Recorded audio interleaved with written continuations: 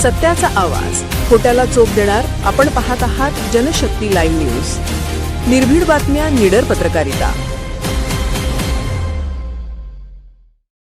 राज्यातील अन्यायग्रस्त आदिवासी कोळी जमातींचा नागपूर हिवाळी अधिवेशनावर महामोर्चा. आमरण अन्नत्याग उपोषणाची घोषणा. 2 ते 2.5 लाखांचे विशाल संमेलन होणार. नागपूर.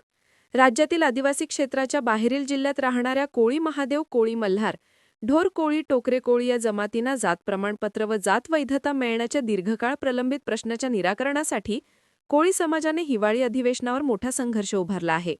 येत्या 10 डिसेंबर रोजी नागपूरमध्ये 2 ते 2.5 लाख समाज बांधवांचा महामोर्चा धडकणार असून हा मोर्चा आमरण अन्नत्याग उपोषणात परिवर्तित होणार असल्याची घोषणा समाजाच्या नेत्यांनी केली आहे. ही माहिती समाजाचे प्रवक्ता प्राध्यापक बाळासाहेब बळवंतराव यांनी दिली. त्यांनी सांगितले की राज्यातील लाखो समाज बांधवांवर होत असलेल्या अन्यायाविरोधात आता आर केव्हा पारची लढाई उभारण्यात आली असून संपूर्ण महाराष्ट्रातील कोळी समाज यासाठी एकवटला आहे. जात वैधता प्रकरणात सत्ता केंद्रित अडथळे, समाजाचा आरोप. गेल्या अनेक वर्षांपासून विस्तरित क्षेत्रात राहणाऱ्या कोळी जमातींना जात प्रमाणपत्र व वैधता मिळत नाही. आदिवासी क्षेत्रातून निवडून येणारे 25 आमदार, 4 खासदार आणि आदिवासी विकास मंत्री कोळी समाजाच्या अधिकारांवर पद्धतशीर गदा आणत असल्याचा आरोप करण्यात आला आहे. समाज नेत्यांचे म्हणणे आहे की प्रांताधिकारी आणि जात पडताळणी समित्यांवर प्रचंड दबाव टाकला जातो.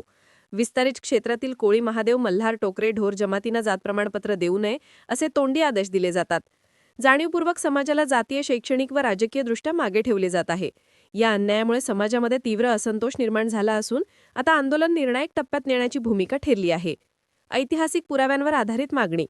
समाज नेत्यांनी सांगितले की 1901 ते 1941 दरम्यानच्या ब्रिटिश जनगणनेत महादेव, मल्हार, टोकरे, ढोल या सर्व जमातींची नोंद कोळी मेन ट्राईब खाली करण्यात आली होती.